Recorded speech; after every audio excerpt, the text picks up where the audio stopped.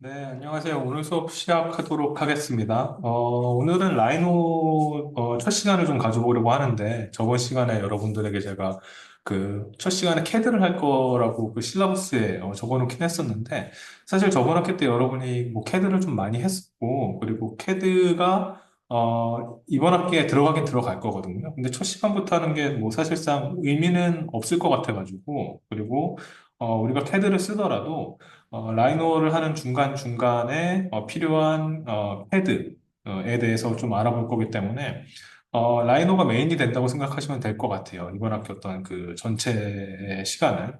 그렇기 때문에 오늘과 다음 시간은 전체적인 그 라이노의 기본적인 구동법에 대해서 말씀을 드릴 거예요. 그리고 저번 시간에도 말씀을 드렸지만 사실 이게 제가 툴 조작법을 뭐 하나하나 말씀을 드리고 여러분이 따라하는 방식으로 이번 주와 다음 주가 진행이 될 거기 때문에 사실 재미가 너무 없을 수도 있거든요. 하지만 그럼에도 불구하고 이번 시간과 다음 시간은 너무나도 중요한 시간이 될 거라는 거. 왜냐하면은 이번 시간과 다음 시간에 배운 거를 가지고 여러분이 한 학기 동안 과제도 하고 실습도 하고 수업 시간에 저를 따라해 보기도 하고 그럴 거기 때문에 이게 재미없는 두 시간을 좀 집중해서 잘 따라해 주셨으면 좋겠어요. 그렇지 않으면 뭐 계속 왔다 갔다 개인적으로 여러분 스스로 개인적으로 계속 왔다 갔다 하는 일이 좀 물론 기억이 안 나면은 제가 그 녹화본을 올려드리면은 녹화본을 당연히 참고하실 수 있겠지만 좀 너무 비효율적으로 되지 않도록 처음에 좀 설명을 드릴 때 좀 재미가 다소 없더라도 잘 봐주시면은 한 학기가 좀 편하게 더 흘러갈 수 있지 않을까 뭐 그렇게 생각을 합니다. 화면을 좀 공유를 해볼게요. 음,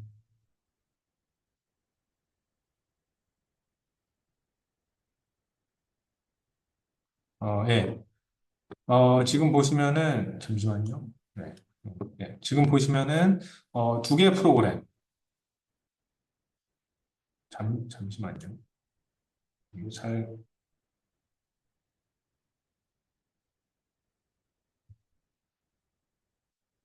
죄송합니다. 공유가 잘 되고 있는지 확실치가 않아가지고. 예.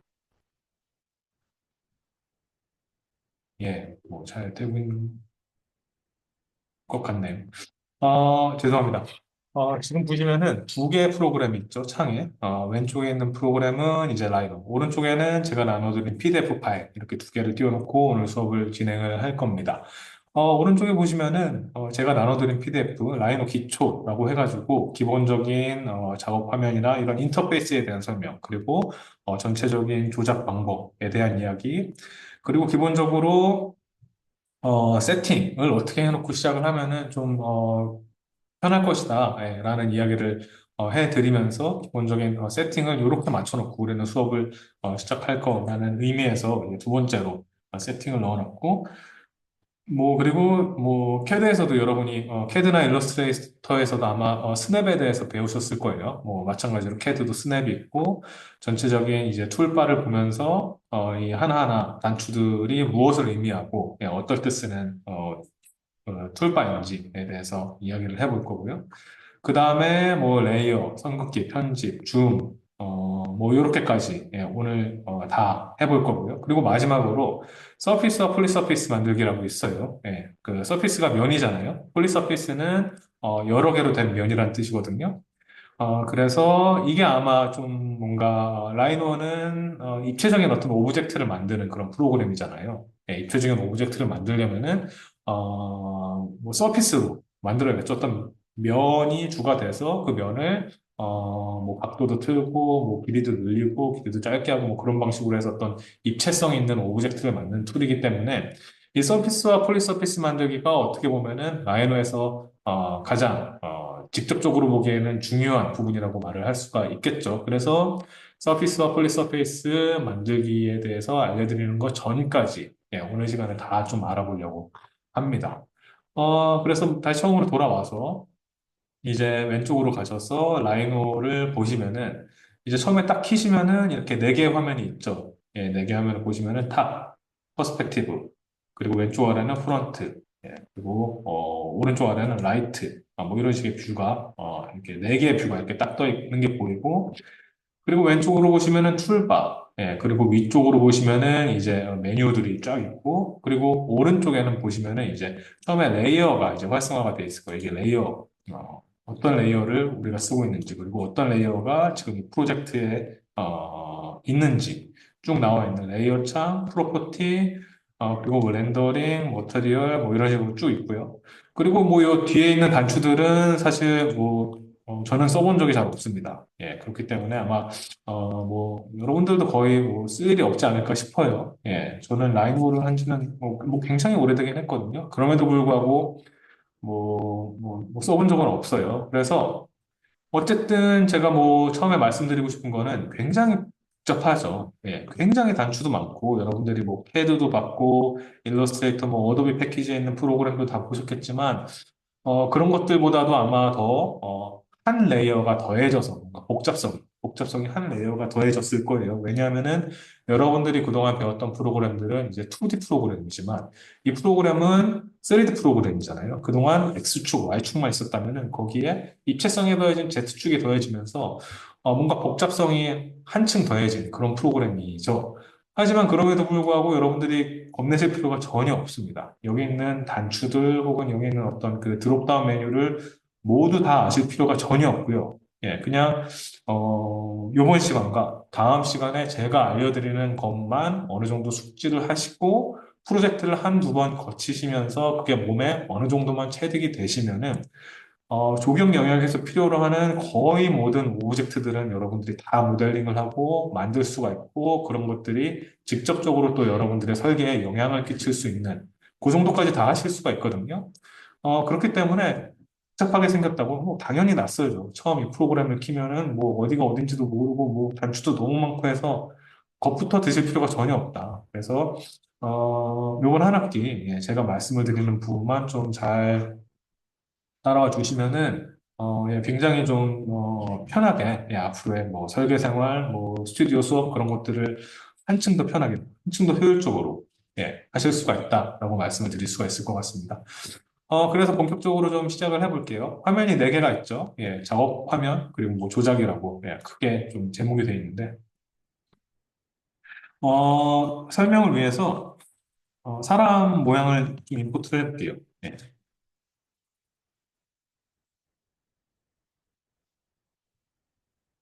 이런 것들을 어떻게 인풋을 하고 제가 뭐 그 그냥 여러분들에게 설명을 안 드리고 그냥 막 옮기고 뭐 그러고 있는데 어떻게 뭐 옮기고 인풋 시키고 그런 것들도 다 말씀을 드릴 테니까 지금은 뭐 그냥 편하게 봐주시면 될 것 같고요. 뷰가 네 개 있습니다. 예, 탑 뷰는 물론 위에서 본 것처럼 보이시죠? 퍼스펙티브는 투시도, 예, 자유자재로 조정을 할 수가 있어요. 그리고 프론트 뷰는 이제 앞면에서 본 거, 정면에서 본 거, 그리고 라이트 뷰는 오른쪽에서 본 거, 예, 이렇게 그냥 다 이해가 쉽게 되시겠죠? 예, 그렇고요. 이런 것들을 어떻게 이제 여러분들이 화면을 조작을 해야 될 거 아니에요. 줌인 줌아웃은 여기 제가 써놓은 것처럼 여기 써놨나? 예, 주민 주마웃은 캐드랑 마찬가지로 휠로 예, 이렇게 왔다 갔다 해보시면 됩니다.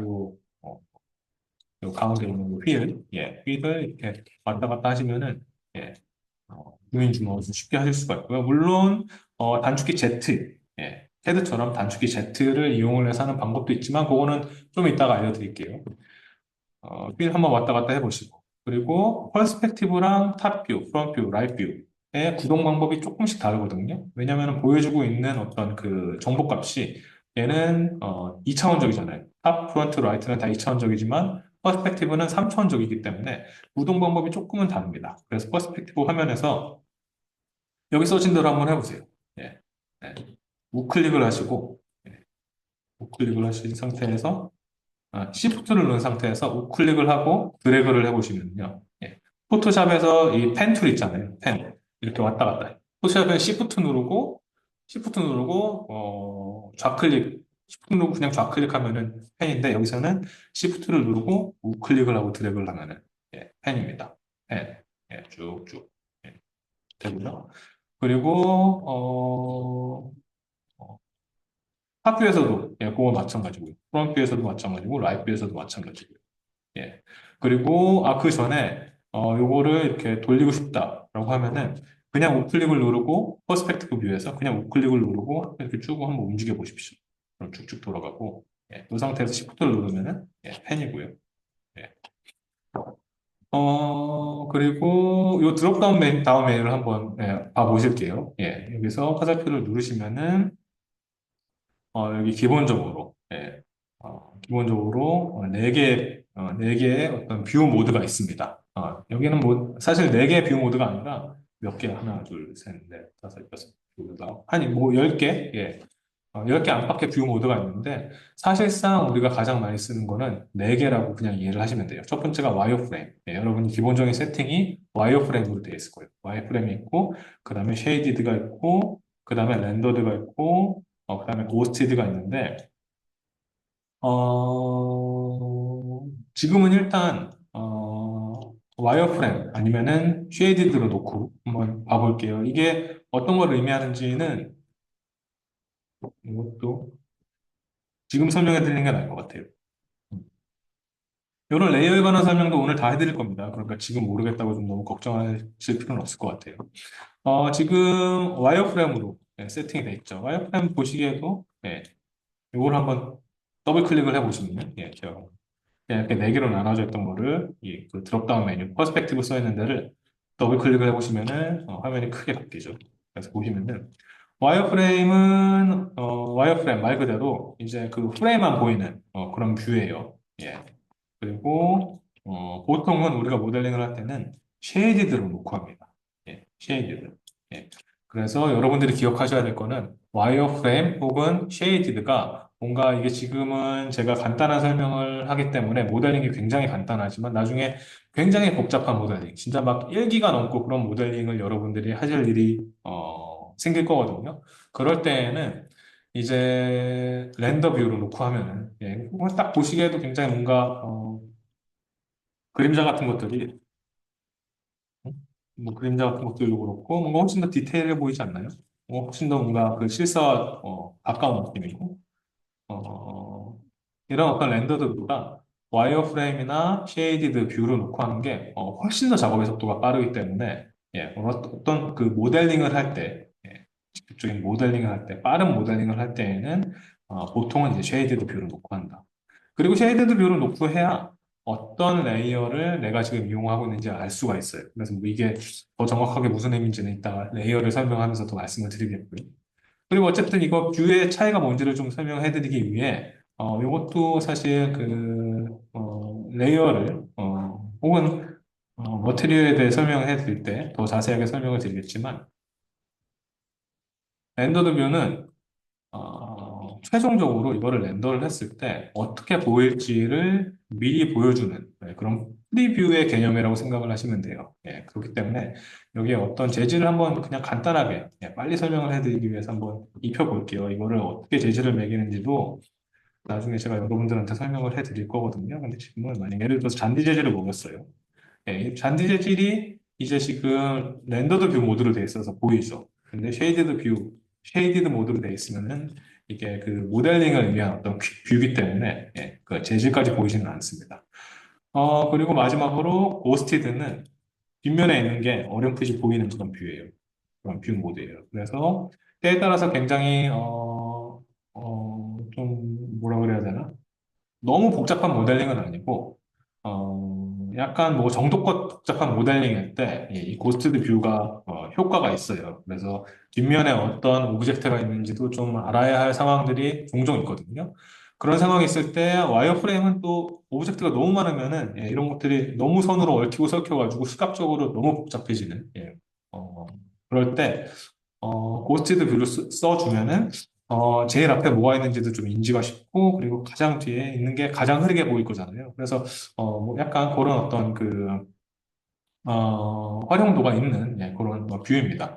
그리고 나머지 엑스레이, 테크니컬, 아티스틱 펜, 뭐 이런 것들은 뭐 여러분들이 한 번씩 뭐 개인적으로 해보시면 될 것 같아요. 근데 실제로 이용이 되는 어떤 뷰 모드는 이렇게 네 가지 정도이다. 정도만 알고 계시고, 그리고 무엇보다도 모델링을 할 때 가장 기본적인 어떤 그 디폴트 세팅으로 여러분들이 쉐이디드로 생각을 하고 계시면 될 것 같습니다. 왜 그런지 이유는 점점 어떤 뭐 레이어에 대해서 설명을 할 때 더 확실히 여러분들이 알게 될 거예요.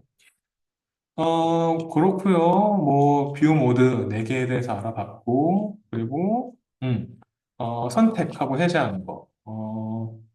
선택하고 해제하는 게 저는 개인적으로, CAD 여러분 해보셨잖아요. 대부분이 할 줄 아실 텐데, CAD보다 훨씬 더 쉽고 효율적이고, 어떤 그 이성적이고 로지컬한 것 같아요. 라이노에서.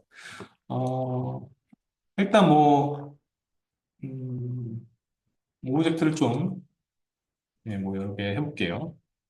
선택을 했다 뺐다가 뭐 그런 거를 해보기 위해서 오브젝트가 예를 들어서 여러 개가 있어요. 여기서 컨트롤 A 하면 다 선택이 되는 거죠. 예. 그리고 오브젝트를 그냥 클릭 하면은 클릭한 오브젝트만 선택이 되는 거죠. 그리고 오브젝트를 선택한 상태에서 드래그를 하면은 드래그를 하면은 그냥 뭐 굉장히 좀 뭐라 그래야 되나 뭐 비정형적인 방식으로 그 오브젝트를 움직일 수가 있는 거고요. 그리고 하나를 클릭을 해서 선택을 했어요. 그리고, 내가 만약에 또 다른 오브젝트를 추가적으로 선택을 하고 싶어. 라고 했을 때, 그냥 이런 오브젝트를 하면은, 처음에 선택했던 오브젝트가 선택되지 않은 상태에서 다른 오브젝트가 선택이 되게 되죠.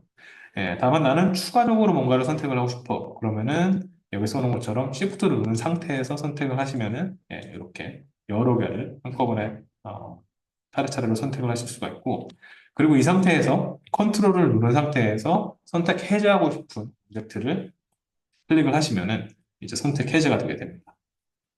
그래서 굉장히 기본적인 구동 방법이죠. Shift를 누른 채 선택을 하면은 추가 선택이 됩니다.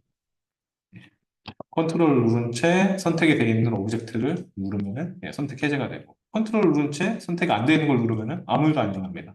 예. 다만 이 상태에서 Shift를 누르고 다시 선택을 하면은 뭐 이렇게 요거는 여러분들이 좀 몇 번 하다 보시면은 금방 손에 익어서 익숙해지실 거예요. 여기 있는 것들 다 작업하면 조작 방법. 그리고 세팅을 한번 좀 바꾸실 필요가 있습니다. 예. 바꾸실 필요가 있는데 요거는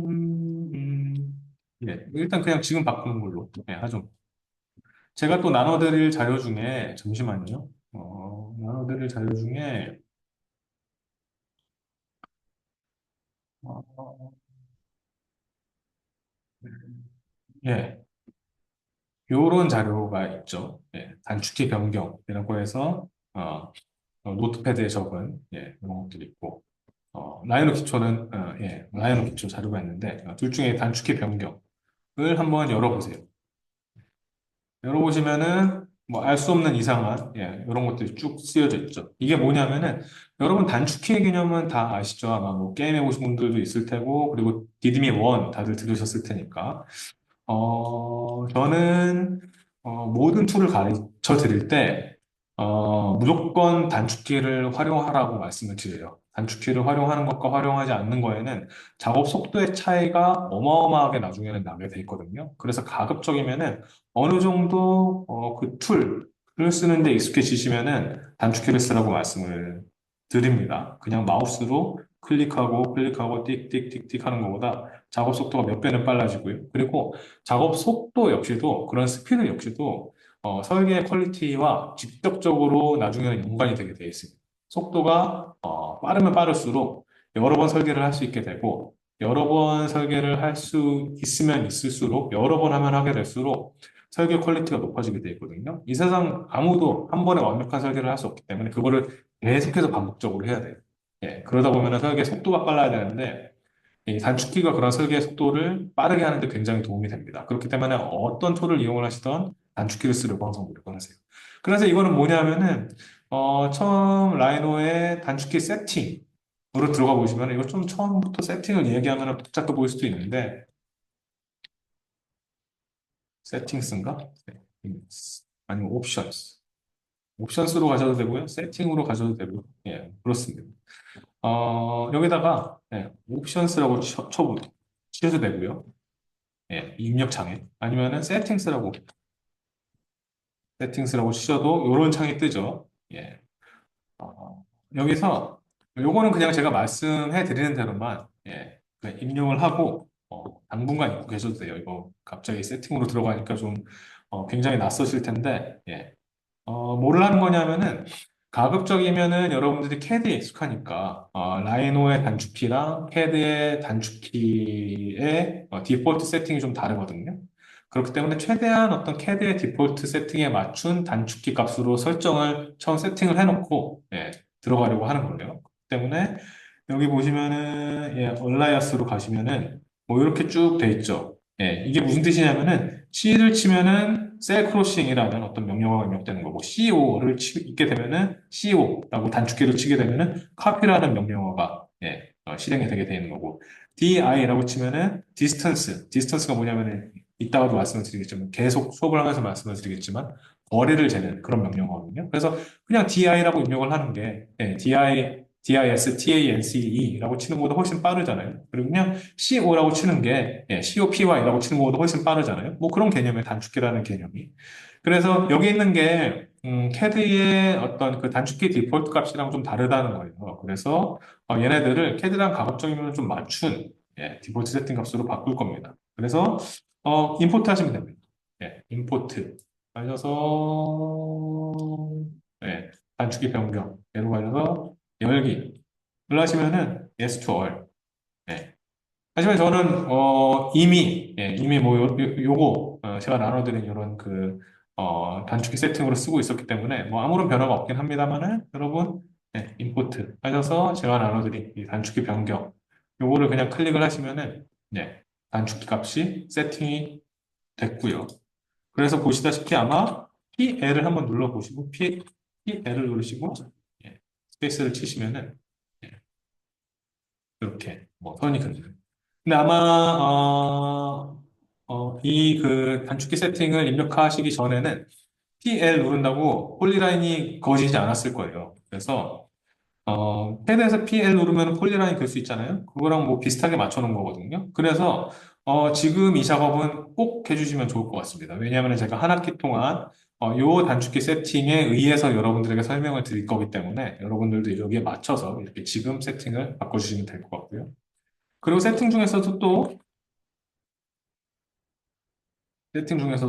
여기 유닛, 유닛을 여러분들이 어떤 프로젝트를 시작을 할 때마다 좀 신경을 써주셔야 돼요.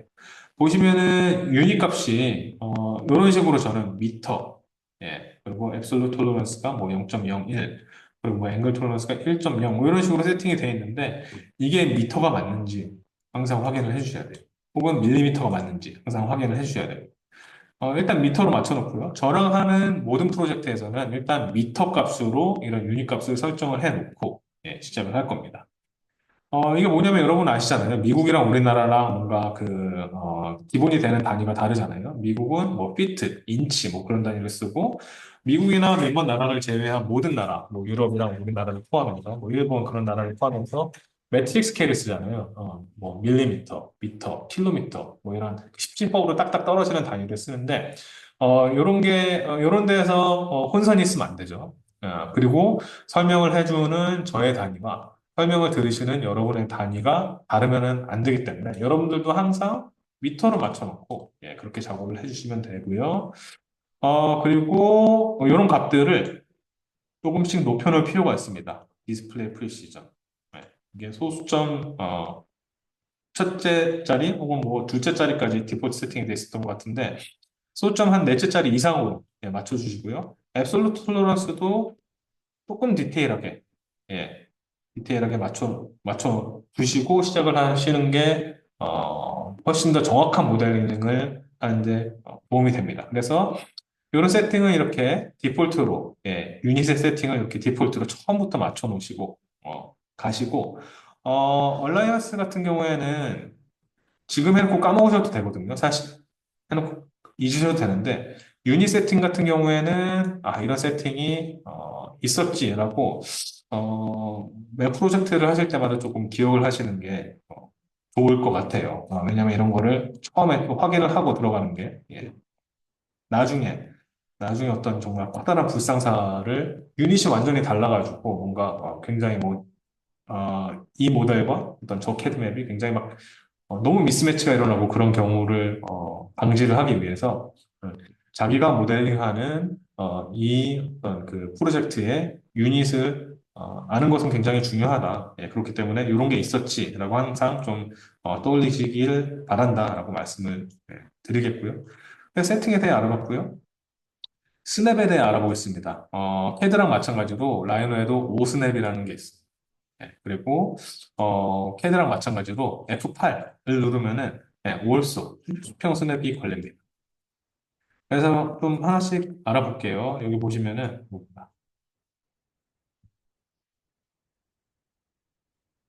잠시만요. 밑에 맨 아래 있는 거를 설명해야 되는데 아래 뭐가 걸려가지고 여기 보시면은 뭐 엔드 여러분들은 아마 아무 세팅도 아무 스냅도 안 걸려 있을 것 같아요. 예, 아무 스냅도 안 걸려 있을 거예요. 엔드는 끝점에 스냅이 걸리는 거. 여기 요거 하나 클릭을 해보세요. 아니면 점을 클릭을 해보시든지. 선을 한번 아니면 PL을 누르고 스페이스를 치시면은 선을 볼 수가 있거든요. 예, 선을 이렇게 딱딱딱 한번 찍어보시고 여기저기 한번 움직여 보십시오. 예, 그리고 다른 선도 한번 이렇게 해보세요. 근데 이게 스냅이 다 꺼져 있으면은 아무데도 스냅이 안 걸리죠. 말 그대로. 벌텍스 켜졌고. 아무데도 스냅이 걸리지 않습니다. 근데, 스냅을 몇 개를 이렇게 켜놓으면은 어디로 그냥 지 맘대로 이런 그 끝점이 그냥 막 달라붙어요. 자석처럼. 예, 자석처럼 달라붙어요. 캐드에서도 경험을 해보셨죠? 라이노에서도 있습니다. 엔드는 말 그대로 끝점에 걸리는 거. 끝점. 예, 폴리라인을 이루는 라인의 끝점에 달라붙는 거고요. 예, 스냅 보이시죠? 그리고 니어는 떤 오브젝트에 가장 가까운 거리에 달라붙는. 예. 라인과도 캐드도 똑같은 게 있습니다. 포인트는 지금 여기 포인트 요소가 없죠. 포인트 요소가 없기 때문에 포인트 몇 개만 찍어볼게요. 그래서 이 선을 확보하다 보면은 포인트 보이죠? 그리고 미드는 어떤 오브젝트의 중간값. 예. 이 선의 중간에 스냅이 걸리는 거 보이시죠? 센터는 원의 정가운데. 예. 원의 정가운데에 스냅이 걸리는 거. 예.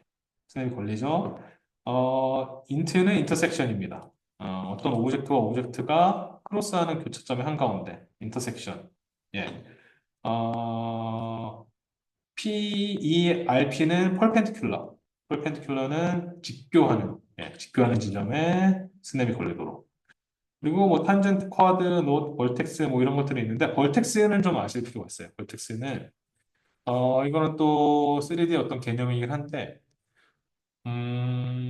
3D는 입체성 그러니까 그 3D 프로젝트, 3D 프로그램은 입체성을 갖는 오브젝트를 만드는 그런 프로그램이잖아요. 근데 입체성을 갖는 오브젝트는 두 가지의 요소로 지금 그냥 간단하게 이렇게만 생각을 하고 계십시오. 두 가지의 요소로 만들 수 있다. 그중 하나가 메쉬이고 그중 하나가 서피스이다. 근데 라이노라는 프로그램은 서피스를 만드는 것을 기본으로 하는 프로그램. 그리고 메쉬 같은 경우에는 우리가 외부에서 뭐 어떤 보통 굉장히 가벼워요. 메쉬로 만들어진 그런 그 덩어리들이 굉장히 가볍기 때문에 외부에서 어떤 사람 소스 혹은 뭐 어떤 자동차 소스 혹은 우리가 어떤 뭐 어반 디자인 같은 거를 할 때 그 안에 사람도 넣고 자동차도 넣고 나무도 넣고 막 그런 것들을 해야 하는데 우리가 그런 것들을 다 일일이 모델링을 하지 않거든요. 바깥에서 어떤 소스를 가져온단 말이에요. 그럴 때 그 소스의 형태가 보통 메쉬로 되어 있는 경우가 훨씬 많아요. 왜냐하면 가볍기 때문에. 근데 이 메쉬를 이루는 어떤 이런 결절점들을 벌텍스라고 부르거든요. 메쉬에 대해서 뭐 그렇게까지 지금은 자세하게 아실 필요는 없지만 우리는 왜냐하면 서피스를 주로 다루는 프로그램을 공부를 할 거기 때문에 어쨌든 우리가 가끔 이렇게 소스를 불러오는 어떤 오브젝트들이 메쉬로 이루어져 있다. 그리고 그 메쉬가 스냅에 안 걸리는데 이 메쉬의 결절점들이 벌텍스 얘가 체크박스에 체크가 켜져 있으면은 얘가 스냅이 걸리게 돼 있다. 예, 뭐 그렇게 아시기에 뭐 그 정도로 알고 계시면 될 것 같아요. 스냅에 대해서는 뭐 그렇고요. 그리고 여기 맨 마지막으로 disable, disable이 체크가 돼 있으면은 다 disable 됩니다. 아무것도 스냅이 걸리지 않죠. 그리고 얘가 꺼져 있으면은 스냅이 걸리게 되는 거고 당연히. 그리고 이게 굉장히 중요합니다. 프로젝트. 2D 작업 시에는 반드시 프로젝트 체크. 이게 무슨 말이냐면요. 지금까지 퍼스펙티브에서 제가 열심히 설명을 드렸죠. 근데 탑뷰에서 한번 볼게요. 얘도 쉐이디드 뷰로 바꿔놓고 탑뷰에서 한번 볼 텐데 프로젝트를 꺼놓고 한번 어떤 선을 그어볼게요. 우리가 보통 어떤 그 3D 오브젝트를 만들 때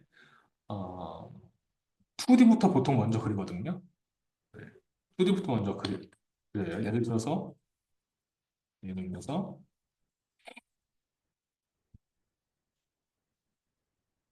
이런 서페이스가 있고요. 이런 서페이스가 있고 이 위에 동선을 그리고 싶어요. 예, 동선을 그리 동선을 그리려고 스냅이 켜져 있는 상태에서 막 이런 식으로 그렸어요. 이런 식으로 그렸어요. 우리가 의도한 거는 뭐냐면은 2차원적인 평면에 딱 붙여서 이 동선을 그리려고 한 거예요. 그 다음에 뭐 이걸 어떻게 하는지는 나중에 알려드리겠지만 그 다음에 얘를 잘라서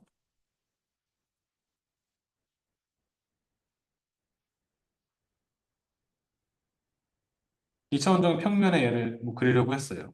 네. 그래서 이런 실수하는 경우는 뭐 너무나도 많습니다. 저도 예전에 뭐 굉장히 많이 이런 실수를 했었고 학교에서 굉장히 좀 그 평면적인 그런 선을 그리려고 했는데 퍼스펙티브로 가서 보면은 처음에 그렸던 선이 평면에 그려지지 않았죠. 평면에 그려지지 않았어요. 예. 이게 왜냐하면은 스냅이 걸렸기 때문에 이 위에 여기 제가 체크를 해놨다시피 뭐 니오에도 이 체크박스가 선택이 돼 있고 뭐 포인트, 미드, 센터 여기에 다 스냅이 걸려서 우리가 의도했던 바는 원래 의도했던 바는 이런데 예, 요런데 스냅에 걸리게 바랬었는데 예, 탑뷰에서 그냥 직관적으로 가장 먼저 스냅이 걸리는 곳에 스냅이 걸려서 이런 곳에 스냅이 걸려버린 거예요. 여기도 마찬가지고. 그래서 평면적인 어떤 그 작업을 하고 싶다라고 할 때는 반드시 프로젝트를 켜놓고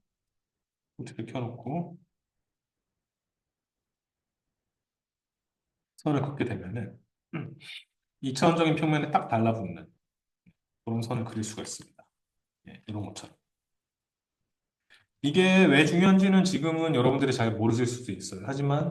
어, 하지만 작업을 하시다 보면은 조금 더 3차원적인 작업을 더 복잡하게 하시다 보면은 예, 이게 굉장히 헷갈리거든요.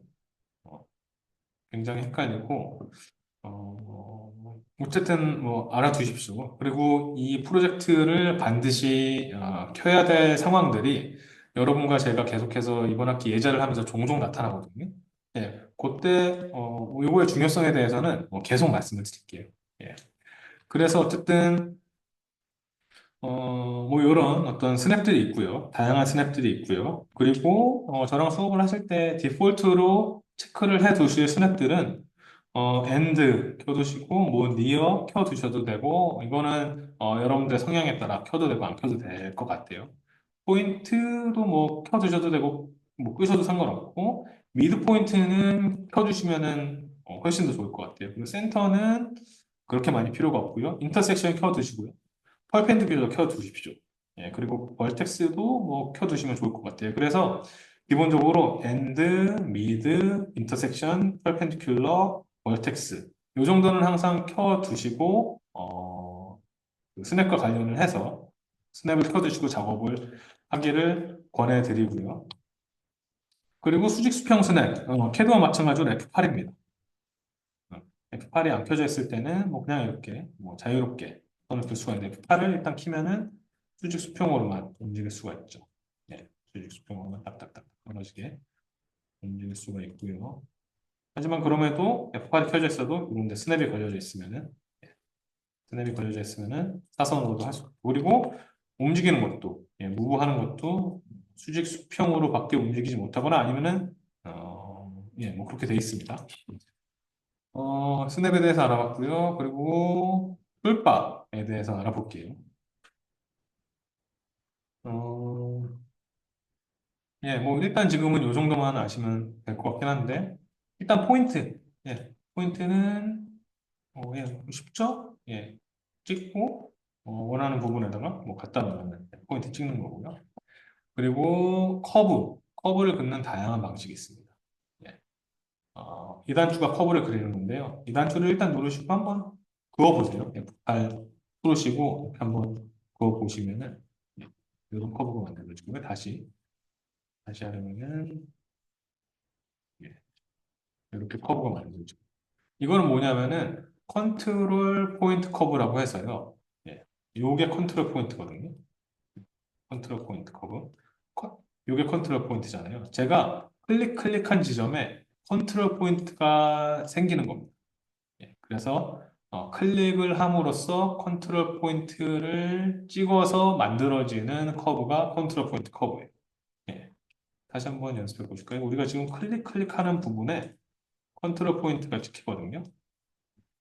컨트롤 포인트는 여러분들이 그냥 뭐 단어만 들으셔도 뭔지 감을 오시죠? 이 포인트를 움직여서 이 커브, 그러니까 이 선의 쉐입을 컨트롤할 수가 있는 거예요. 선의 쉐입을 조정을 할 수가 있는 거죠. 근데 이거랑 조금 다른 방식으로 커브를 만드는 방법이 있습니다. 라이면은. 한번 이 단추를 꾹 누르고 계시면은 첫 번째가 우리가 방금 연습했었던 컨트롤 포인트 커브이고요. 두 번째가 뭐냐면은 인터폴레이트, 네. 인터폴레이트 커브예요. 이거는 뭐냐면은 이걸 한번 클릭을 해보세요. 우리가 클릭하는 지점으로 무조건 포인트가 지나가게 돼 있어요. 그죠? 네. 많이 다르죠? 예. 그래서 얘를 다 그리시고 클릭을 해보시면은 컨트롤 포인트는 예, 따로 지정이 돼 있죠. 컨트롤 포인트는 따로 만들어져 있어요. 그래서 여러분들이 이런 것들을 좀 수정을 하시려면은 컨트롤 포인트를 좀 예, 이런 식으로 잡아 끌어서 조정을 할 수도 있고요. 그리고 마지막으로 음, 구 한번 그려볼까요? 예, 뭐 이런 거 만드는 방법은 너무 쉬우니까 예, 그냥 뭐 그 정육면체를 클릭하시고 여기서 세 번째 예, 그리고 클릭 두 번 해주면 이거 만들어졌죠? 예, 요거를 만들으셨으면 여기서 세 번째 예, 세 번째 인터폴레이트 커브 온 서피스 얘를 클릭을 하시고 여기 보시면은 Select Surface to Draw Curve on 예, 어, 이 선을 그을 서피스를 선택하라고 나와요. 그래서 선택 하시면은 뭔가 그릴 수 있을 것처럼 스냅이 잡히거든요. 예, 여기서 그려보시면은 서피스 위에 이런 식으로 선을 그을 수가 있습니다. 굉장히 막 정확하게 그리기는 힘들어요. 예, 아무런 가이드라인도 없이 이렇게 지금 그린다고 하면은. 예, 그래서,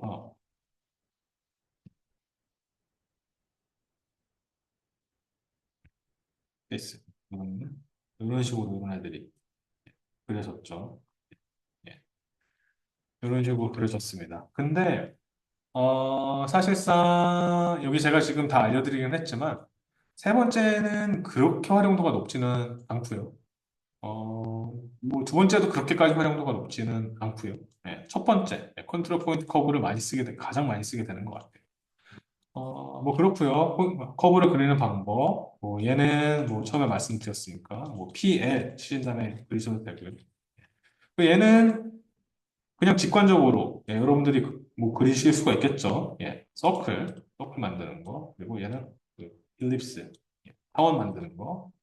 나머지는 뭐 쭉쭉쭉 지나서 음, 예, 보시면은, 네 점, 세 점을 찍어서 면 생성하는 거, 한번 해보시죠. 얘를 단추를 클릭을 하시고, 세 점을 찍은 다음에 스페이스 눌러주면 면이 생겼고요.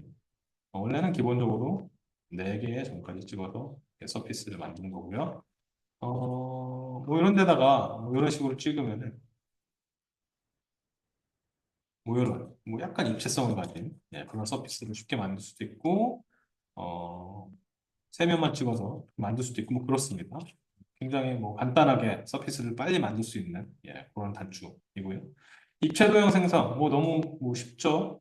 클릭, 밑면 만들고, 뭐 조금만 더 자세히 설명드리면, 밑면에 윗모서리, 밑면에 아랫모서리를 클릭을 하고, 위로 드래그를 할 수도 있고, 아래로 드래그를 할 수도 있고, 그래서 클릭을 하면은, 이런 게 만들어졌죠. 그리고 뭐 다양한 도형이 있죠. 뭐 실린더 쉐입도 있고요. 예, 육면체 쉐입도 있고요. 구 쉐입도 있고요. 구 방금 만들어 봤죠. 뭐 이런 거는 뭐 너무 쉬우니까 여러분들이 한 번씩 해보시면 될 것 같고요. 그리고 조금 난이도가 있는 게 프로젝트 커브, 듀플리케이트 엣지, 듀플리케이트 보더, 익스트랙 와이프레임 뭐 이런 것들이 있습니다. 예. 요거는 아마 그 서피스 만들면서 만드는 어떤 과정에서 설명을 드리면 사실 더 좋은 거긴 한데 지금 일단 툴바에 대해서 중요한 툴바에 대해서 다 이제 설명을 하고 넘어간다는 차원에서 간단하게만 설명을 드릴게요. 얘를 한번 쭉 누르고 계셔보세요. 그러면은 굉장히 많은 단추들이 있죠. 여기서 여러분들이 꼭 아셨으면 좋겠는 게 여기 적어놓은 네 가지예요. 예. 여기 보시면은 프로젝트 커브가 있고요. 그리고 여기 듀플리케이트 엣지가 있고요. 뭐 듀플리케이트 보더가 있고요. 뭐 여기가 익스트랙 와이어프레임. 요 네 개 정도는 기본적으로 여러분들이 아셨으면 좋겠어요. 아까 그렸던 이 원구를 가지고 또 한번 테스트를 해볼게요.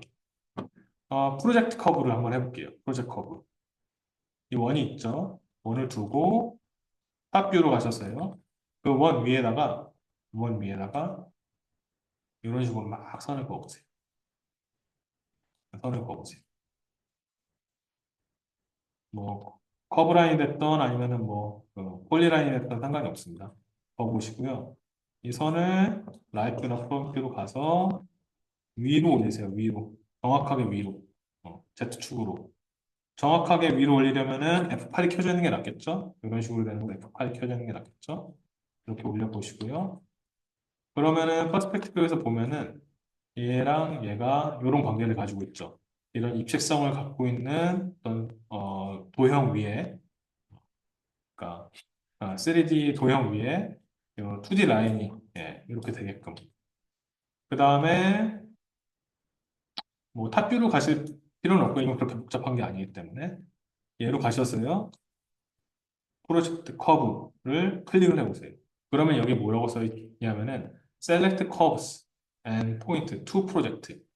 이게 무슨 뜻이냐면은 프로젝트 수영할 선들 혹은 포인트들을 선택하라 라는 거예요. 우리가 지금 뭘 할 거냐면은 이 선들을 이 구에다가 투영할 거거든요. 프로젝트 할 거거든요. 예, 그 무슨 뜻인지 뭐 알려드릴게요.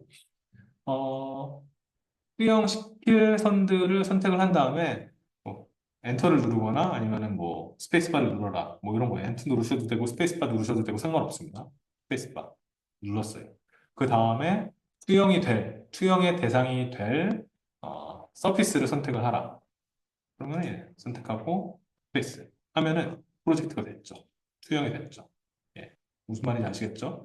그래서 정확하게 탑뷰에서 보면은 요 라인이 요 라인이 요 구에 프로젝트가 된 거예요. 예.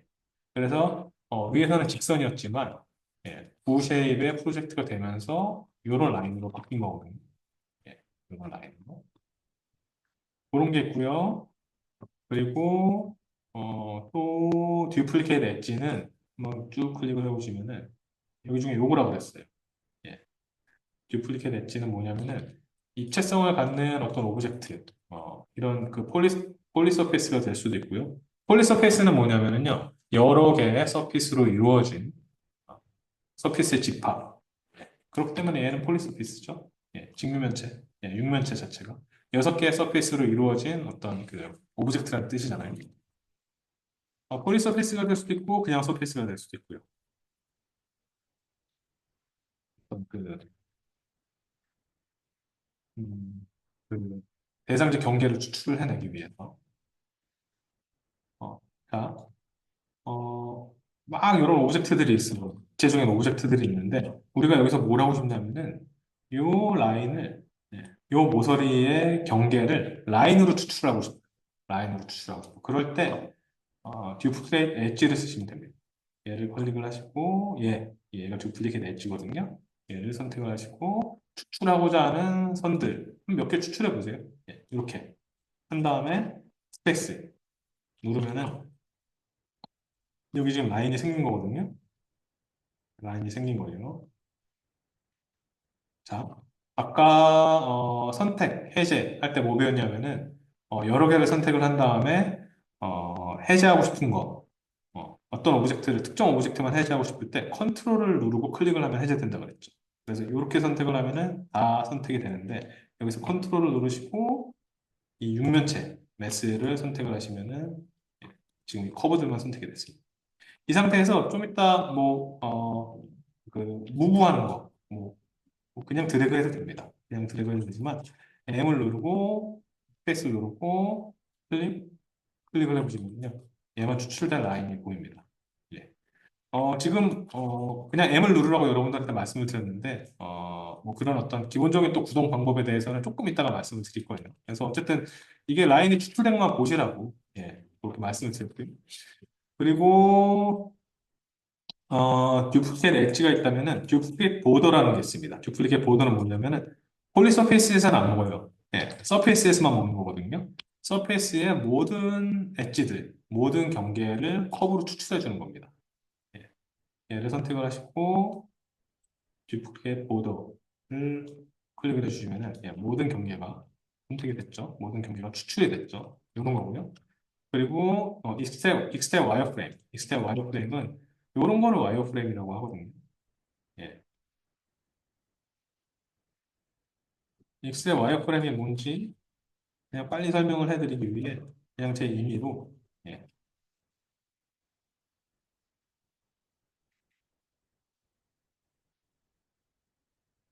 제 임의로 뭐 이렇게 생긴 서피스를 하나 만들게요.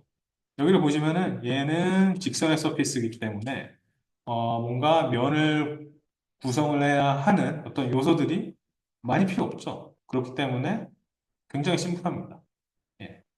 면을 구성을 하고 있는 어떤 더 작은 단위의 어떤 뭐 이를테면 입자를 보여주는 어떤 라인들을 아이스커브라고 생각을 하시면 돼요. 그래서 이런 평평한 어떤 평면의 아이스커브는 굉장히 심플하고요. 비교적 복잡한 볼록한 쉐일의 아이스커브는 굉장히 복잡하죠.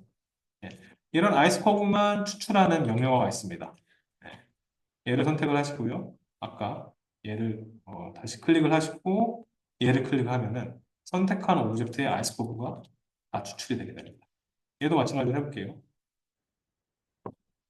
자, 이렇게 하시면 되죠. 그래서 제가 지금까지 여기 있는 단추들을 설명을 드릴 때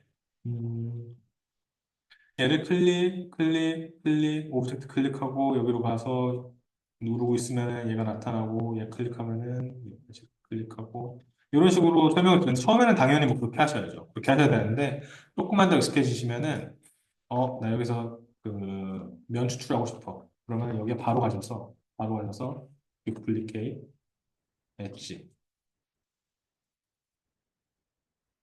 이런 식으로 그리고 여기서도 나의 모든 바운더리를 다 추출하고 싶어. 듀플리케이트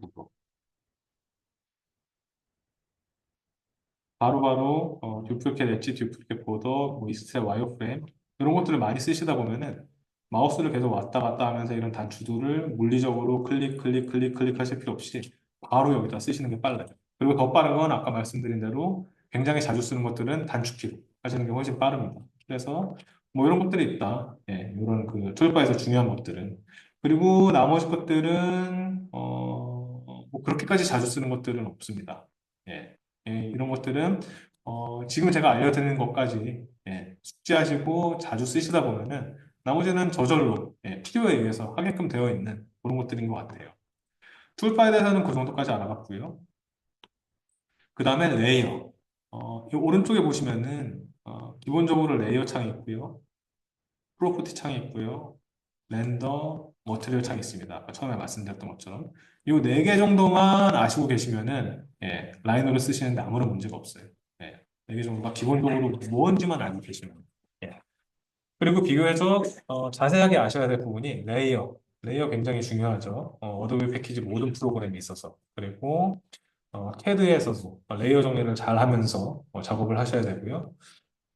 라이노에서도 마찬가지입니다. 이게 3D 프로그램이기 때문에 레이어가 수십 개, 예, 수십 개가 나와요, 보통. 예, 프로젝트 하게 되면은 어떤 대상지를 막 모델링하고 하다 보면은 레이어가 수십 개 나오게 되고 그냥 같은 위계의 레이어만 쭉 나오는 것도 아니고 썸 레이어라는 것들을 계속 만들면서 위계들을 계속해서 조정을 해가면서 레이어들을 만들게 되어 있습니다. 무슨 얘기인지 예, 지금 좀 설명을 드릴게요. 자, 처음에 레이어, 하위 레이어 생성, 삭제, 레이어 그룹핑, 뭐 이런 것들이 있어요. 그래서 여러분들이 처음 라이노 프로그램을 켜시면은 레이어 1, 2, 3, 4, 5. 네, 그리고 제가 처음에 얘를 인풋했기 때문에 people 레이어까지 생겨났어요. 어, 오브젝트들을 한번 그려보세요. 어떤 오브젝트가 됐건. 예, 어떤 오브젝트가 됐건 한번 그려보시고요. 오브젝트를 그릴 때 디폴트가 활성화가 되어 있죠. 더블 클릭하시면은 디폴트가 활성화되어 있어서 여기에 어떤 오브젝트를 그리건 예, 여러분들은 디폴트라는 레이어 안에 그 오브젝트를 그리게 되어 있는 거고요. 그리고 레이어 1을 활성화시킨 다음에 어떤 오브젝트를 그려보십시오. 그러면 어떤 오브젝트를 그리던 간에 레이어 1에 여러분들이 그리는 오브젝트가 그려지게 되고 레이어 2도 마찬가지죠. 음. 근데 여기서 어떻게 돼 있어요? 레이어 1과 레이어 2와 레이어 3의 색깔이 다 다르죠. 예. 그래서 여기 보시면은 레이어에서 보시면은 여기 칼라가 있잖아요. 칼라가 레이어 1은 빨간색이에요. 디폴트는 검정색이고 레이어 2는 보라색이죠. 그렇기 때문에 우리는 우리가 그렸던 이런 오브젝트들 혹은 그려놓은 오브젝트들이 대략적으로 어떤 레이어 안에 속해 있는지 알 수가 있게 되는 거죠. 칼라 코딩으로 여러분들이 다 세팅을 해놨다는 전제하에. 그래서 이런 칼라 코딩은 바꿀 수가 있어요.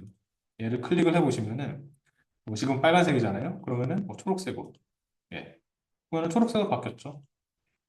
그리고 디폴트 레이어 같은 경우에도 까만색에서 다른 색으로 바꾸고 싶다. 레드. 그리고 오케이. 그러면 바뀌었죠. 예. 그리고 레이어의 이름도 당연히 바꿀 수가 있습니다. 이름을 한번 바꿔볼게요. 얘를 더블 클릭. 더블 클릭하거나 이름이 되어 있는 것을 정확하게 클릭을 하시면 이름을 바꿀 수가 있습니다. 얘는 일단 그 디폴트를 묵지. 레이어 1을 뭐 포장. 레이어 2를 뭐 시설물. 이런 식으로 바꿔놨어요. 예. 뭐 이런 식으로 그 레이어 이름들을 쫙 정리를 하는 겁니다.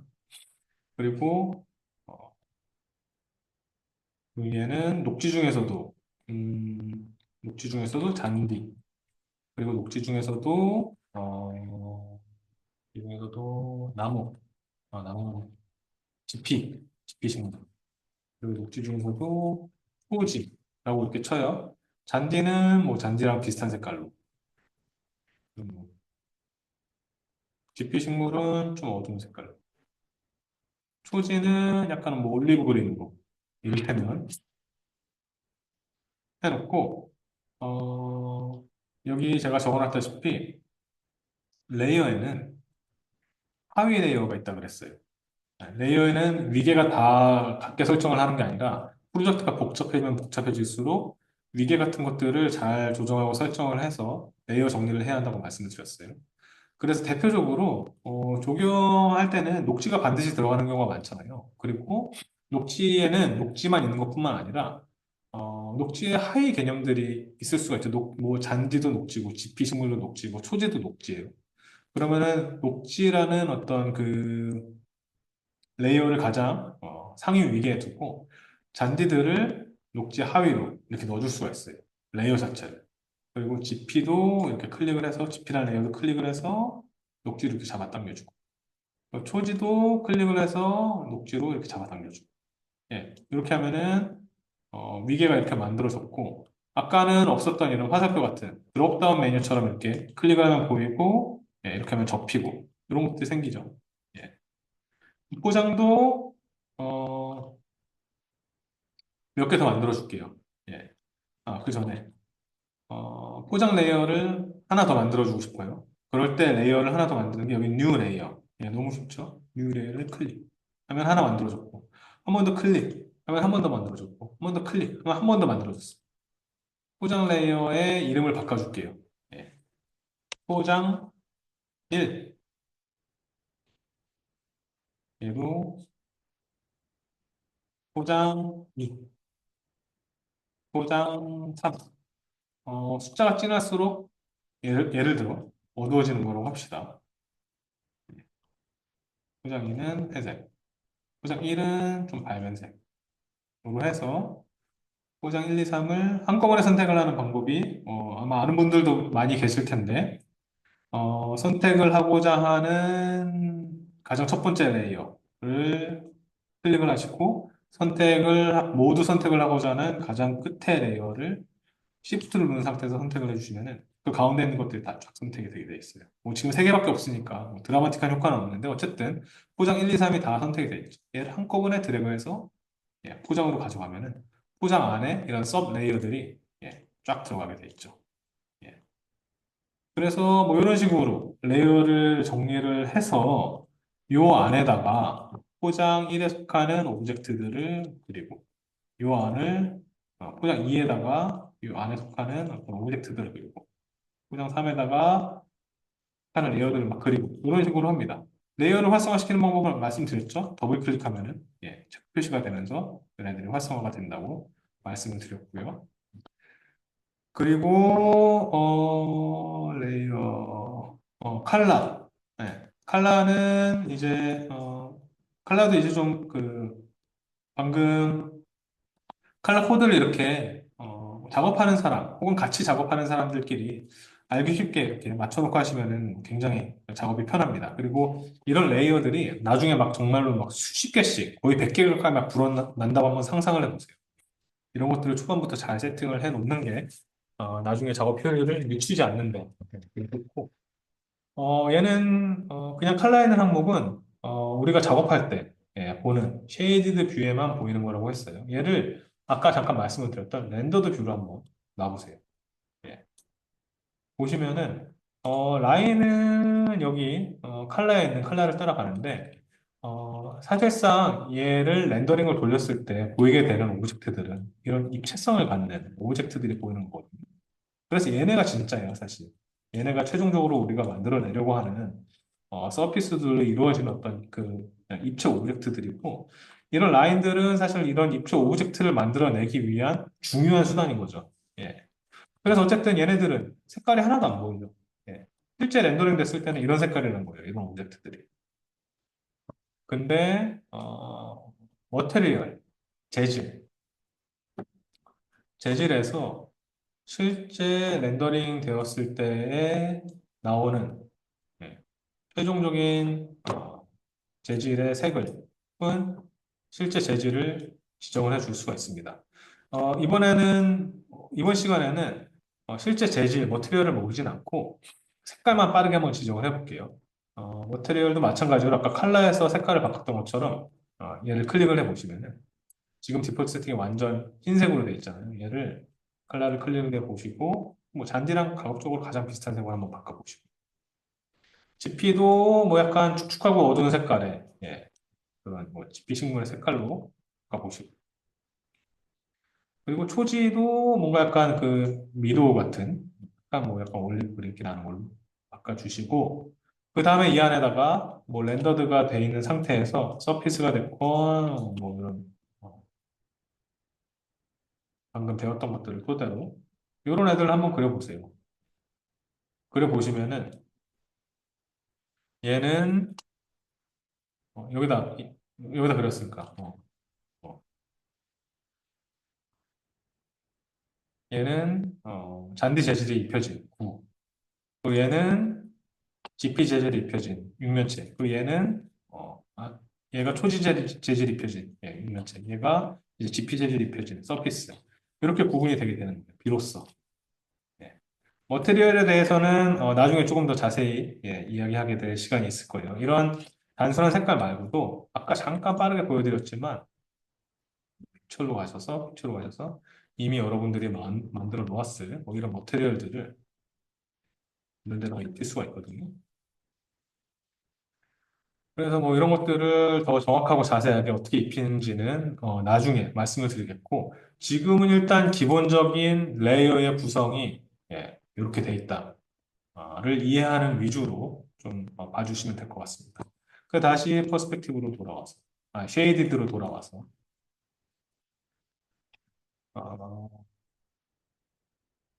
어, 이런 애들 한번 봐볼게요. 이름 바꾸는 법 알았고, 그리고 껐다 켰다 할 수 있는 것처럼 보이는 게 있네. 예. 레이 온, 레이 오프랑 똑같은 거죠. 헤드에. 보시면은 얘를 한번 껐다 켜보세요. 예. 이 레이어 안에 속한 모든 것들이 다 껐다 켰다 되죠. 상위 위계 레이어를 껐다 켰다 했으니까. 포장 레이어 안에 속한 포장 1, 2, 3 레이어들이 다 켰다 되는 거고. 그리고 포장을 활성화시킨 상태에서 녹지를 한번 켰다 껐다 해보세요. 예. 그 중에서도 잔디를 켰다 껐다 해보시면은 이런 식으로 레이어를 켰다 껐다 할 수 있고요. 레이어를 잠글 수도 있습니다. 예. 락을 하시면은 잠근다는 거에 의미가 뭐냐면은 선택이 안 돼요. 예. 녹지 레이어 안에 있는 모든 오브젝트들이 선택이 안 되고요. 그리고 온오프 듀플리케이트 레이어 듀플리케이트 레이어 혹은 듀플리케이트 레이어 앤 오브젝트 체인지 오브젝트 레이어 혹은 카피 오브젝트 레이어 이런 것들도 굉장히 많이 쓰입니다. 굉장히 많이 쓰일 수밖에 없고요. 한번 아무 레이어에나 대고 우클릭을 해보세요. 그럼 보시면은 듀플리케이트 레이어, 듀플리케이트 레이어 앤 오브젝트라고 되어 있죠. 말 그대로 해석하면은 이 레이어를 복사하는 거예요. 예. 듀플리케이트 레이어 한번 눌러보세요. 그러면은 이런 게 뜹니다. 더 레이어 녹지, 컨텐츠 서브 레이어스. 녹지 안에 다른 하위 레이어들이, 종속 레이어들이 속해져 있는데 얘네들도 다 듀플리케이트 할까요? 얘네들도 다 복사할까요? 그러면은 그냥 yes to all 하면은 녹지 카피라는 가장 최상의 레이어가 카피가 됐고 밑에 하위 레이어도 다 따라서 카피가 됐죠. 예. 근데 이건 뭐냐면은 듀플리케이트 레이어 앤 오브젝트가 아니라 지금 방금 듀플리케이트 레이어만 했기 때문에 어떤 오브젝트도 복사가 되진 않았어요. 다만 레이어만 복사가 됐죠. 예, 이게 왜 의미가 있냐면은 우리가 나중에 조금 더 머테리얼 세팅들을 하고 어떤 이런 칼라 세팅들을 정교화했을 때 이거랑 똑같은 어떤 속성을 갖는 레이어를 만들고 싶은데 다시 레이어를 처음부터 생성을 해서 이름 비슷하게 해서 레이블링하고 칼라 매기고 머테리얼 매기고 하는 것보다 그냥 레이어를 듀플리케이트 레이어하는 게 빠른 경우가 굉장히 많이 있거든요. 네. 그렇기 때문에 고를 때 의미가 있고 그리고 듀플리케이트 레이어 앤 오브젝트도 한번 해볼게요. 듀플리케이트 레이어 앤 오브젝트 하고 yes to all 하시면은 어, 오브젝트도 지금 복사가 됐고 레이어도 지금 복사가 된 게 보이시죠 여기. 근데 오브젝트가 복사가 된 건 안 보이죠. 왜냐하면 제자리에 똑같이 복사가 되어 있기 때문에. 예. 얘를 클릭을 해보시면요 서피스가 두 개 있다는 게 보이시죠. 예. 예. 예. 겹쳐져서 다 복사가 된 거예요. 겹쳐져서. 예. 이거는 어, 실수로 이렇게 되는 경우가 많이 있는 것 같아요. 예, 겹쳐져서 뭔가를 복사하는 거. 그럴 때 이거는 뭐 나중에 좀 알려드리는 거긴 하지만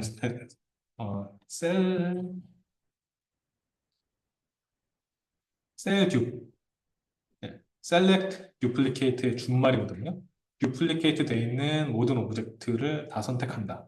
라는 거예요. 이거는 지금 굳이 아실 필요는 없습니다. 이런 것까지 다 좀 머리에 넣으려면 너무 복잡할 것 같으니까. 어쨌든 그대로 똑같은 자리에 복사되어 있는 게 군더더기인 경우가 훨씬 많죠. 뭐 거의 100% 그럴 거예요. 예, 그런 것들은 지워야 될 필요가 있는 경우가 많기 때문에 지금과 같은 어떤 듀플리케이트 레이어 앤 오브젝트를 하면은 그 자리에 그대로 겹쳐져 있는 오브젝트가 많이 생겨나는 경우가 많이 있어요. 그런 것들을 선택하는 명령어가 셀듀이라는 명령어고요. Select Duplicated 라는 명령어고요.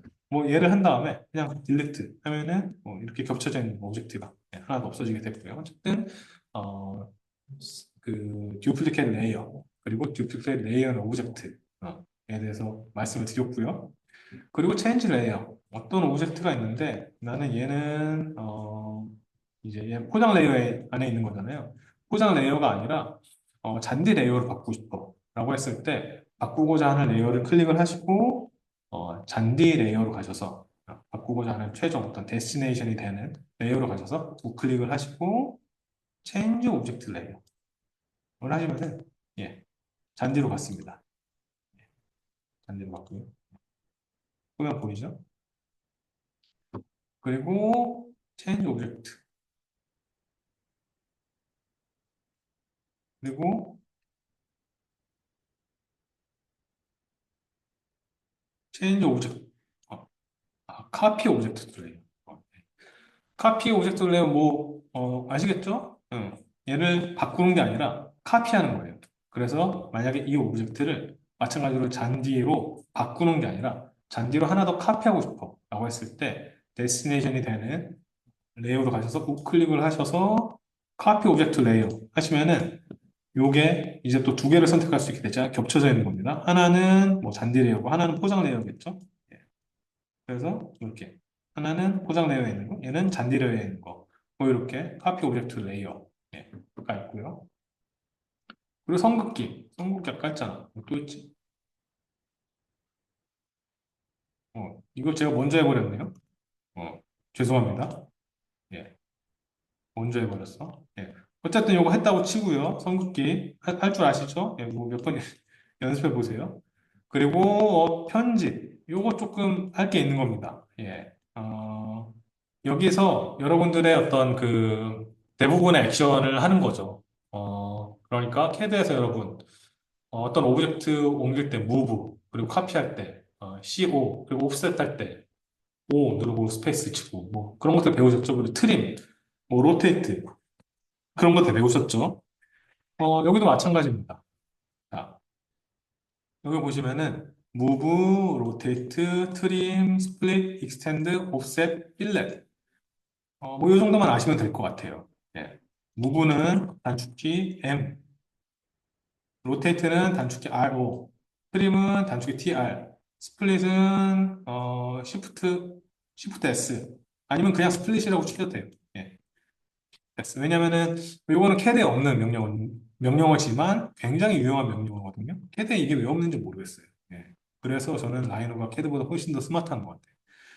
그리고 익스텐드는 EX였나? E였나? 그렇고요. 옵셋은 이거는 캐드는 O인데 라이너는 그냥 OF. 그거 그리고 여기는 필렛 단축키 F. 캐드랑 똑같습니다. 대부분 캐드랑 비슷하기 때문에 여러분 뭐 그렇게 복잡하거나 뭐 그러진 않을 거라고 생각이 됩니다. 먼저 무브 한번 해볼게요. 옮기고자 하는 오브젝트를 클릭을 하시고 여태까지 제가 했던 것처럼 그냥 드래그를 해도 옮길 수는 있지만 우리는 이제 조금 더 정교하고 체계화된 모델링을 하려면은 수치를 입력하면서 무브를 해야 될 필요가 있을 때도 있고요. 그리고 조금 더 정확하게 옮기려면은 그 단축키를 써서 옮겨야 될 경우가 많이 있어요. 그 경우에 옮기고자 하는 오브젝트 선택을 하시고 M 누르시고 스페이스 누르시고 옮기고자 하는 첫 번째 기준점을 클릭하시고 옮겨지고자 하는 목적지가 되는 포인트를 클릭하시면 됩니다. 예. 말로 설명하니까 굉장히 어려워 보이는데 여러분 뭐 직접 해보시면은 어렵진 않고요. 옮기고자 하는 오브젝트 선택. 그 다음에 M 누르고 스페이스 한 다음에 첫 번째 데스티네이션. 이때 스냅이 걸려있는 게 좋은 경우가 많겠죠. 예. 좀 정확하게 옮기고 싶다라고 하면. 그래서 만약에 얘를, 얘를, 얘를 정확하게 이 점까지 옮기고 싶어. 얘를 정확하게 이 점. 그러면은 얘 선택하시고 M 누르고 스페이스 한 다음에 딱 끝점 클릭하면 되겠죠. 그렇고요. 얘는 퍼스펙티브에서 뭐 이렇게 뭐 옮길 수 있는 경우도 흔하게 있겠지만 더 정확하게 위아래로 옮겨야 되겠다. 나는 더 정확하게 위로 옮겨야 되겠다. 라고 하면은 그리고 더 정확하게 뭐 정면부에, 뭐 정확하게 측면부에서 옮겨야겠다. 뭐 그런 경우가 있을 수도 있죠. 그리고 여기서 수치를 입력해 주실 수가 있어요. 무브 누르시고, 패스 누르시고, 출발점 클릭하시고, 출발의 방향까지 마우스를 놓으신 다음에 나는 지금 탑뷰에서 봤을 때 위쪽으로 50m 옮기고 싶어. 우리 기억하시죠? 이거 지금 그 프로젝트 모델 유닛 자체가 미터로 돼 있었어요. 그래서 여기서 50이라고 치시고, 패스 누르고 클릭해 주시면은 원래 있었던 지점에서 50m, 50m 위로 올라간 겁니다, 지금. 예. 무브랑 카피랑 너무 비슷하기 때문에 카피라는 명령으로 한번 해볼게요. CO 누르시고 스페이스 누르시고 출발의 첫 지점 클릭하시고 출발의 방향 선택하시고 이번에는 10m만 위로 카피를 해볼게요. 10 누르시고 클릭 하시면은 10m 간격으로 지금 카피가 됐습니다.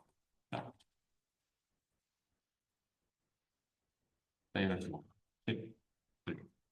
10m 간격으로 띡띡띡.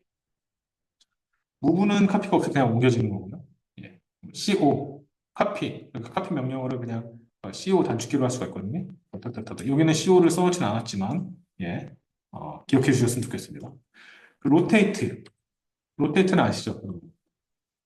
RO 누르시고 스페이스 누르시고 축이 되는 지점 클릭하시고 두 번째 레퍼런스 포인트 클릭하시고 뭐 이렇게 예. 자 이렇게 다시 좀 정리된 선도 해볼까요?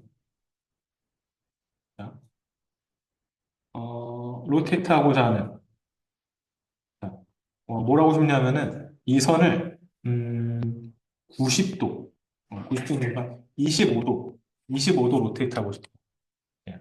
요 지점을 주고 한번 해볼게요. 로테이트 하고자 하는 오브젝트 선택하시고 RO 명령어 치시면은 로테이트라고 여기 떴죠? 그러면은 거기서 오케이 로테이트 할 거야라고 스페이스 누르시고 축이 되는 지점 선택을 하시고 두 번째 레퍼런스 포인트 찍으시고요. 그 다음에 F8이 눌러져 있으면 F8을 풀으시는 게 더 편할 것 같아요. 제가 설명하는데도 그렇고. 그 다음에 여기서 여러분들이 뭐 그냥 손으로 떤 경우에 따라서는 뭐 그냥 이런 식으로 로테이트를 해도 되지만 지금은 말씀드렸다시피 정확하게 25도를 틀고 싶어요. 그러면 25 써주시고 엔터 써주시면은 여기서부터 여기까지 각도가 25도 지금 옮겨온 거거든요. 이렇게 해주시면 되고요. 그리고 로테이트를 보통은 어떻게 쓰는 것 같냐면은 예를 들어서 주변에 뭐 이런 오브젝트들이 있어요. 이런 오브젝트들이 있어요. 그리고 로테이트라고 치시고 축이 되는 지점 그리고 두 번째 레퍼런스 포인트 찍으시고 여기까지 로테이트 여기까지 로테이트 아니면은 뭐 여기까지 로테이트 여기까지 로테이트 하고 싶어. 네. 이런 식으로 쓰는 경우가 많습니다.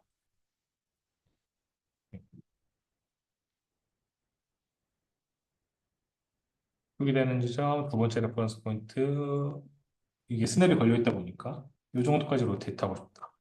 라고 해서 이미 로테이트를 할 오브젝트 주변에 다른 어떤 그 얼라인이 되어야 할 뭔가 로테이트 할 오브젝트와 관계를 맺어야 할 그런 많은 다른 오브젝트가 주위에 있을 때 얘를 수치를 넣어서 로테이트 하는 방법도 있지만 어떤 로테이트 되는 오브젝트 이외에 다른 스냅이 걸릴 만한 다른 오브젝트 그래 딱딱 스냅이 걸리는 방식으로 로테이트하는 경우가 되게 많이 있고요.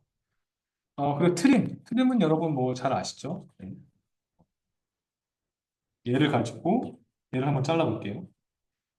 자를 오브젝트 먼저 선택하시고 TR 누르시고 스페이스 누르시고 자를 오브젝트 선택하시면 트림이 되고요. 트림은 뭐 굉장히 뭐 여러 개의 선들이 있을 때 그래도 효과적이겠죠?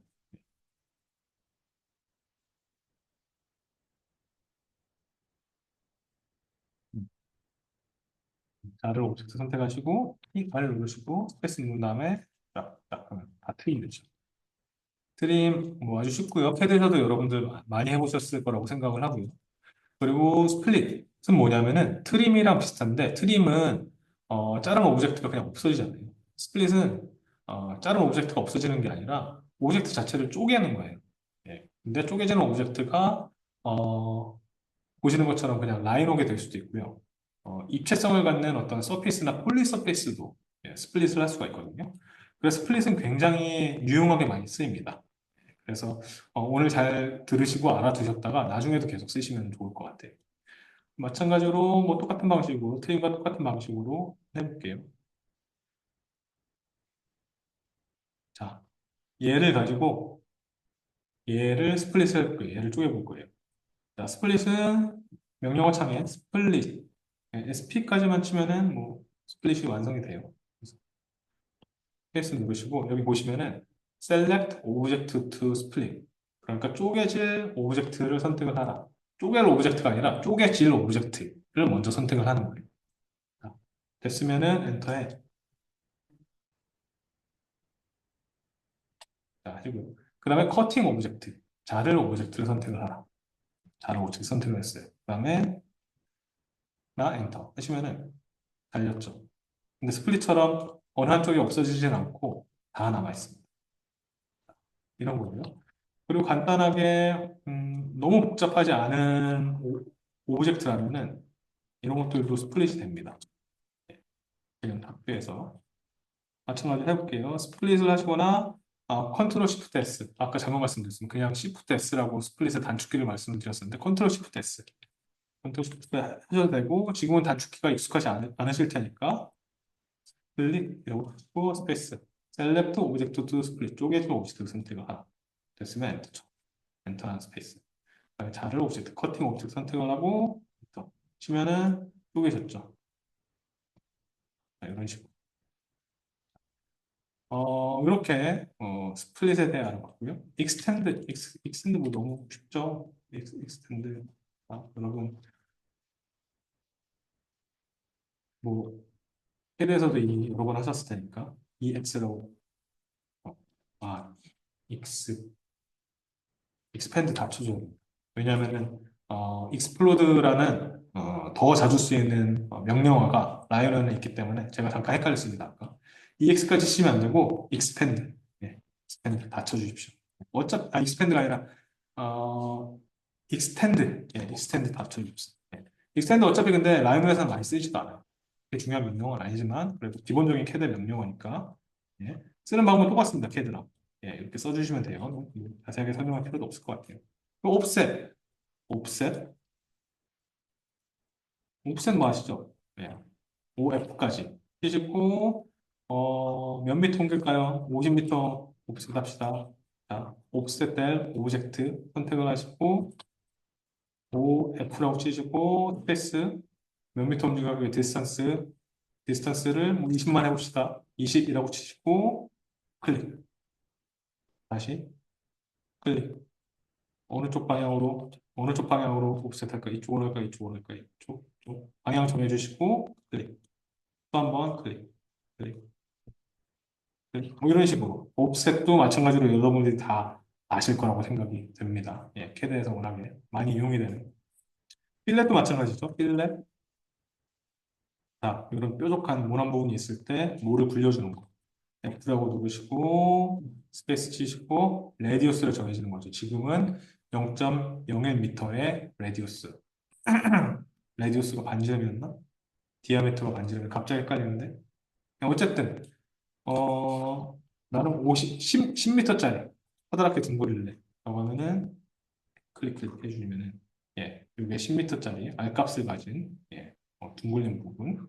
뭐 이것도 너무 뭐 쉽기 때문에 뭐 자세히는 말씀 안 드리겠습니다. 다만 라이노에는 어떻게 보면 이제부터 좀 중요한 부분인데 죄송스럽게도 여기는 제가 써놓진 않았네요. 라이노에는 뭐가 있냐면은 오프셋도 그렇고요. 예, 필렛도 그렇고요. 얘네들을 3차원적으로 할 수가 있어요. 예, 한번 서피스를 만들어 볼게요.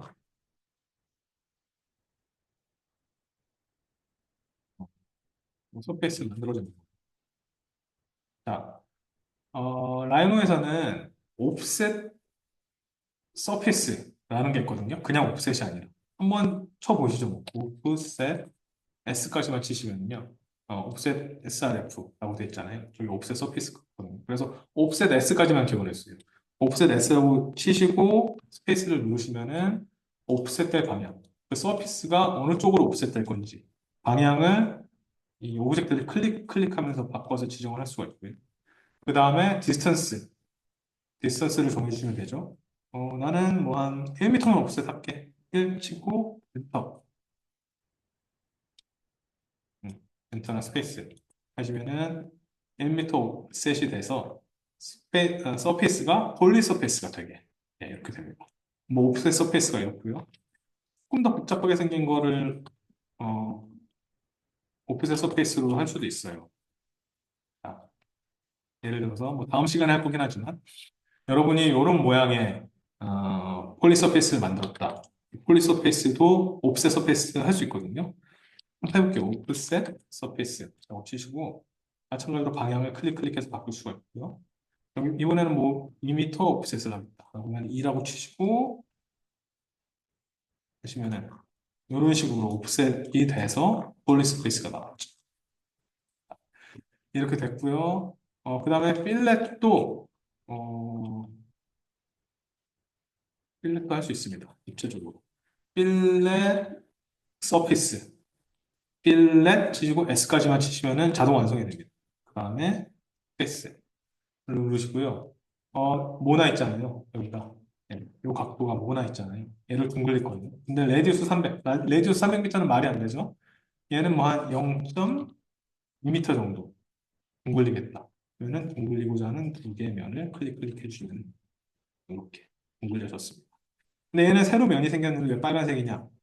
지금 빨간색 레이어 녹지 카피가 컬러가 빨간색인데 얘가 지금 활성화되어 있기 때문에 이렇게 되어 있고요. 그래서 뭐 편집 뭐 이렇게 되어 있습니다. 그리고 뭐 F10 같은 경우는 뭐 다음 시간에 좀 더 자세하게 설명해 드릴 수 있을 것 같은데 아까 컨트롤 커브 말씀드렸잖아요. 어, 컨트롤 포인트 커브. 응. 컨트롤 포인트. 어, 커브에도 이런 컨트롤 포인트가 있는데, 서피스에도 컨트롤 포인트가 있거든요. 한번 이런 약간 복잡하게 생긴 서피스를 클릭을 하시고, F10을 눌러보십시오. 뭐 이렇게 단순하게 생긴 서피스를 클릭을 하시고, F10을 눌러보십시오.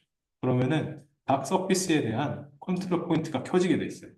그래서 컨트롤 포인트를 조정을 하면은, 이런 식으로 서피스를 조정할 수 있습니다. 그래서 마찬가지죠. 그 커브도 마찬가지예요. 커브도 이렇게 클릭을 한 다음에 반대 클릭하면은 컨트롤 포인트가 보였다 없어지거든요. 근데 얘를 클릭을 하고 F10을 누르게 되면 컨트롤 포인트가 계속 켜져 있는 상태로 돼 있어서 컨트롤 포인트를 조정을 해서 뭔가 편집을 해야 한다라고 하면은 F10을 눌러서 얘를 보이게 할 수가 있고요. 그냥 단순히 클릭을 하는 거 말고 특히 서페이스 같은 경우에는 클릭을 해도 컨트롤 포인트가 안 보이게 돼 있으니까 F10을 이렇게 소개를 해놨고요. 그리고 하이드 앤 쇼도 굉장히 많이 씁니다.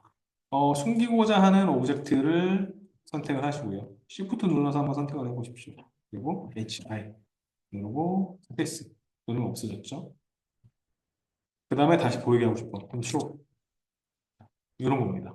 그래서 하이드 앤 쇼도 그 프로젝트가 복잡해지면 복잡해질수록 굉장히 많이 어, 쓰이는 명령어이기 때문에 꼭 기억해 두실 필요가 있습니다. 오늘 마지막으로 줌에 대해서 말씀을 드릴게요. 줌은 Z 누르고 스페이스 누르고 드래그 하면은 이렇게 줌이 되죠. 근데 제가 말씀을 드리고자 하는 줌은 줌 익스텐드예요. 줌 익스텐드랑 줌 셀렉트. 예.